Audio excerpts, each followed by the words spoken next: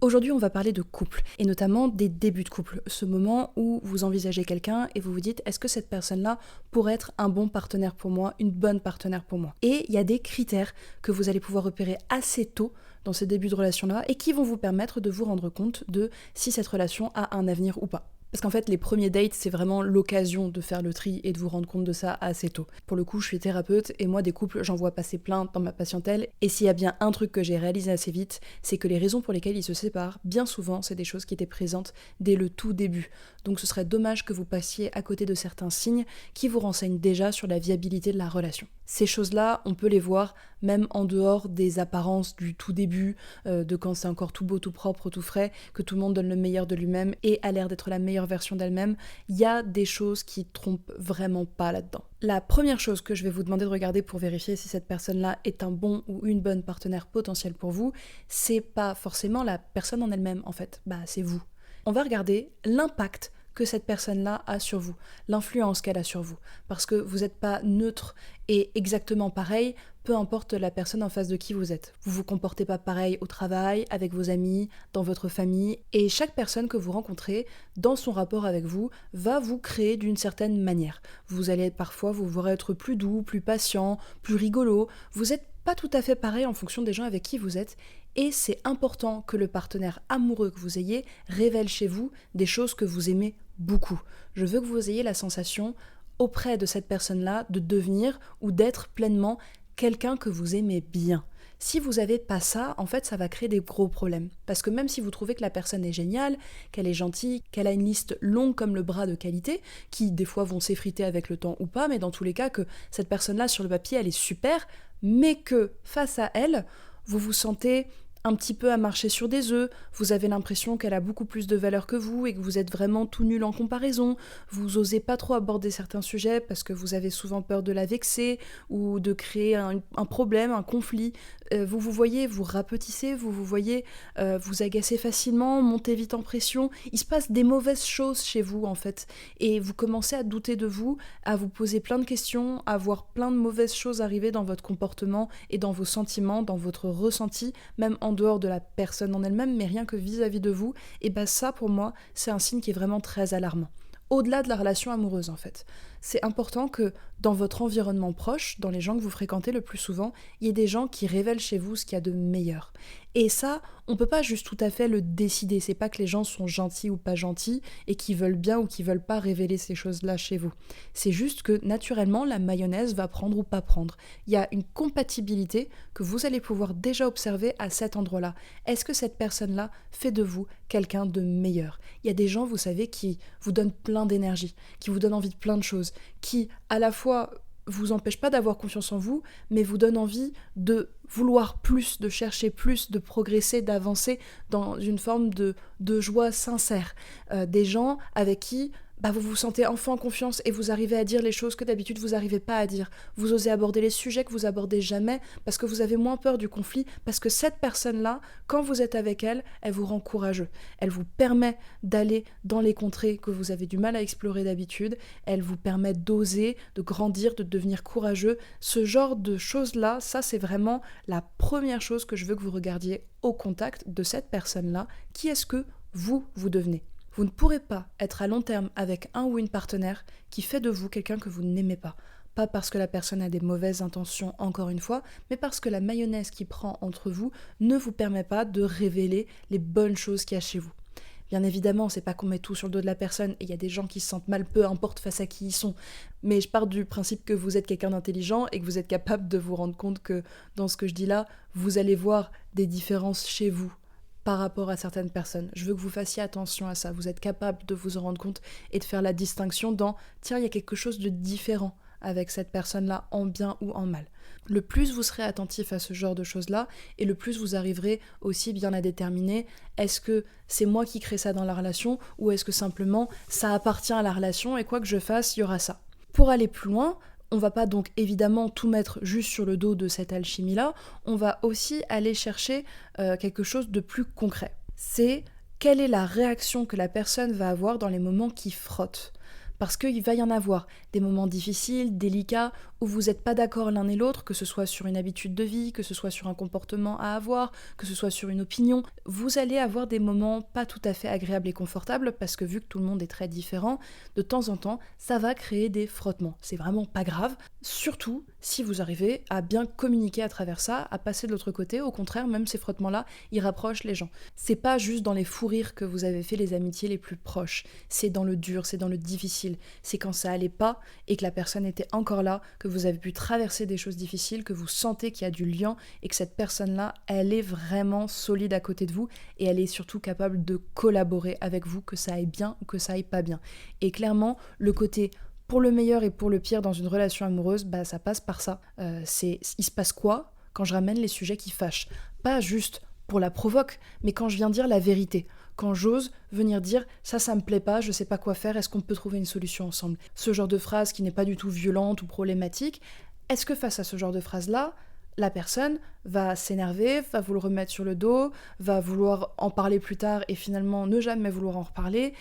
Quelle est sa réaction? Est-ce que c'est négatif comme ça? Ou est-ce qu'à l'inverse, elle accueille votre remarque, elle cherche une solution avec vous? Est-ce que c'est dans le sacrifice, au final, elle fait semblant qu'elle veut bien vous donner ce que vous voulez, mais derrière, elle va se victimiser et vous le rendre?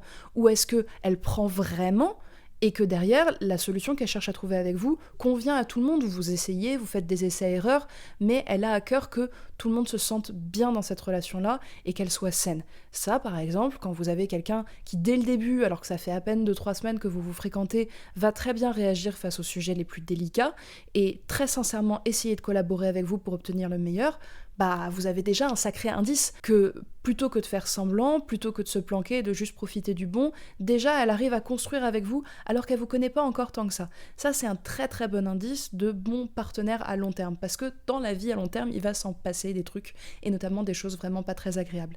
Et si quelqu'un peut être avec vous dans le pire, dans le plus dur, dans le plus délicat, alors c'est quelqu'un qui peut tenir la durée avec vous parce que la mayonnaise qui prend entre vous déjà, comme je vous l'ai dit tout à l'heure, elle est bonne, elle fait de vous quelqu'un que vous aimez bien et qu'en plus de ça, dans les moments dans lesquels ça va pas, finalement, ça va quand même, ça passe. On arrive à aller de l'autre côté et à renforcer notre relation qui, elle aussi, devient chaque jour un peu meilleure. Et comment vous vérifiez ça? Justement, dès le début, quand vous commencez à fréquenter quelqu'un et que vous voyez 2-3 trucs qui peuvent vous inquiéter, qui peuvent vous poser questions, où vous n'êtes pas très tranquille, ou bien où vous vous posez vous des questions sur l'avenir, sur comment ça peut se passer, rapportez tous ces sujets-là. L'idée, c'est pas non plus d'être excessive et d'en faire une liste longue comme le bras et d'oppresser la personne avec un questionnaire, mais c'est plutôt de pas laisser passer le moment où ça gratte. Quand vous sentez qu'il y a un pic, un moment d'anxiété, rapportez-le. Ça sert à rien de le cacher, de toute manière, il est là et il va flinguer quelque chose. Il y a plein de gens comme ça qui osent pas parler de leurs doutes et finalement ils se renferment un petit peu pour se protéger, mais le fait qu'ils se renferment fait que la personne en face de ça a aussi une réaction qui va sans doute être négative parce que vous êtes en train de vous fermer, et ainsi de suite, jusqu'à ce qu'en fait ça pète le début de la relation, et c'est quand même bien dommage. Donc à la place, si vous sentez un petit truc qui commence à gratouiller, on y va tout de suite, on le rapporte, et on cherche directement à collaborer avec la personne, même si c'est pour finalement on se rende compte qu'on s'en est vraiment fait pour rien, et que c'était rien du tout, et qu'on peut passer à autre chose, là, ça renforce la confiance, ça nous permet de poser notre angoisse de côté, et d'arrêter de ramener des sujets qui finalement n'en sont pas parce qu'on se retient, mais parce qu'on en ressent vraiment plus le besoin. Dès le début, vraiment, allez apporter ce qui fâche et n'hésitez pas aussi dans ce processus-là à laisser la personne commettre des erreurs et à lui expliquer pourquoi est-ce que c'est une erreur avec vous, pourquoi c'est problématique et à chercher avec elle une solution.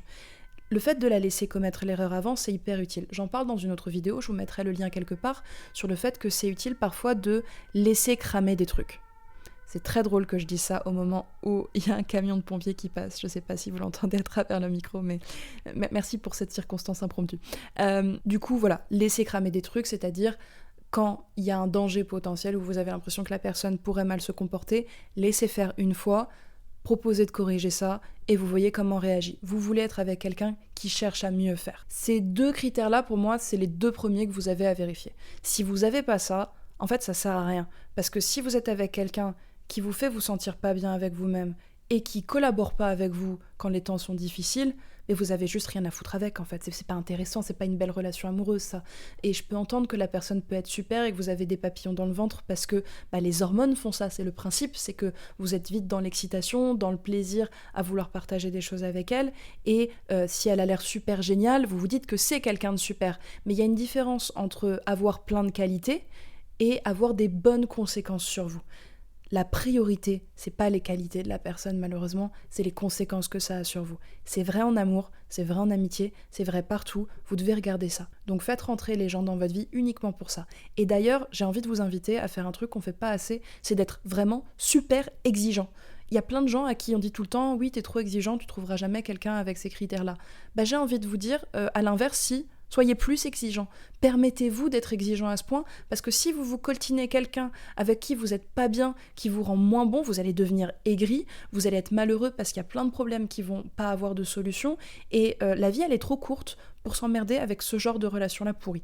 Donc vraiment, soyez hyper exigeant. Et si c'est pas une relation qui vous fait du bien, elle n'a pas le droit d'exister dans votre vie et de vous la gâcher. Par contre, autant vous pouvez être très exigeant, mais il faut aussi que vous vous mettiez, vous, à la hauteur de vos exigences. Parce que quelqu'un qui va correspondre à ces critères-là, c'est-à-dire quelqu'un qui va être compatible avec vous, qui a un bon impact sur vous, et qui en plus de ça est très sain, cherche à ce que la relation soit saine, bah ça attend un partenaire sain aussi. Ça attend à ce que vous soyez capable de vous prendre en charge, de régler les choses sur lesquelles vous avez encore des problématiques, de vous mettre au niveau, c'est-à-dire d'apprendre à gérer correctement vos émotions, à collaborer, à communiquer, que vous arriviez à ne pas mettre sur le dos de cette personne-là des choses qui lui appartiennent pas, et à faire ensemble pour tout ce qui vous regarde tous les deux.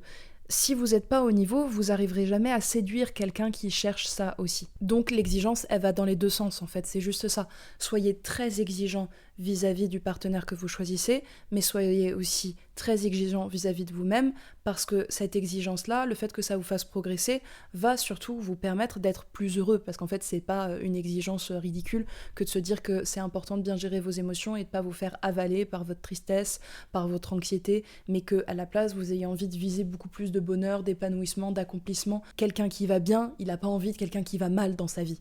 Et donc si vous voulez quelqu'un qui va bien et qui vous donne du bon, devenez quelqu'un qui va bien. Et enfin, pour avoir un bon partenaire comme ça et pouvoir vous permettre d'avoir le choix, bah, il faut que vous rencontriez beaucoup de monde, parce que les statistiques, elles sont pas forcément en votre faveur, et même là, en termes d'amitié, comptez-moi le nombre de personnes que vous avez rencontrées depuis le début de votre vie. Ça fait beaucoup, vraiment beaucoup. On est sur des milliers, voire des dizaines de milliers de personnes avec qui vous avez échangé, et il vous reste combien à la fin en amis? Il vous reste combien en partenaires potentiels amoureux? Ces statistiques-là, elles révèlent bien quelque chose, c'est que c'est pas forcément évident de tomber sur quelqu'un avec qui on va avoir tout qui se mayonnaise bien. Et donc, si vous voulez trouver un bon partenaire, ça veut dire aussi qu'il faut vous permettre d'explorer, de rencontrer du monde, et au travers de vos aventures, de comment vous avancez vous dans la vie, vous allez pouvoir vous rendre compte de tiens, cette personne-là me fait du bien ou pas parce que j'ai rencontré plein de monde et que je peux faire la comparaison. Si vous avez rencontré très peu de monde, que dans votre vie vous avez croisé une ou deux personnes avec qui peut-être vous aviez envisagé une relation amoureuse, bah vous n'avez pas assez de recul pour vous rendre compte de si cette personne-là, elle est bonne ou pas pour vous.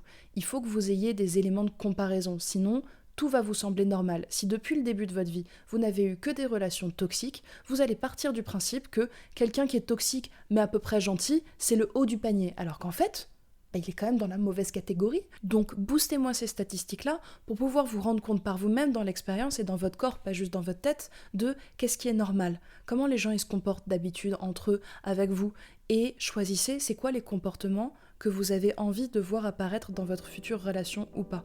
Soyez très exigeant avec ça, il n'y a aucun problème, tant qu'encore une fois, vous vous mettez, vous, à la hauteur de vos exigences. Si jamais vous avez trouvé ces deux critères-là de sélection utiles pour avancer dans votre relation amoureuse, alors n'hésitez pas à me laisser un petit j'aime et des commentaires, parce que c'est le meilleur moyen pour moi de me rendre compte de qu'est-ce qui vous parle, qu'est-ce qui vous plaît, et du coup de réussir à ajuster les prochains contenus de la chaîne là-dessus. D'ailleurs maintenant, je vais pouvoir sortir des vidéos toutes les semaines, donc n'hésitez pas à vous abonner pour manquer aucun contenu. En parlant de faire des bons et des mauvais choix, c'était quoi cette idée de m'asseoir par terre pour finir la vidéo? Il est mal aux fesses, ouille.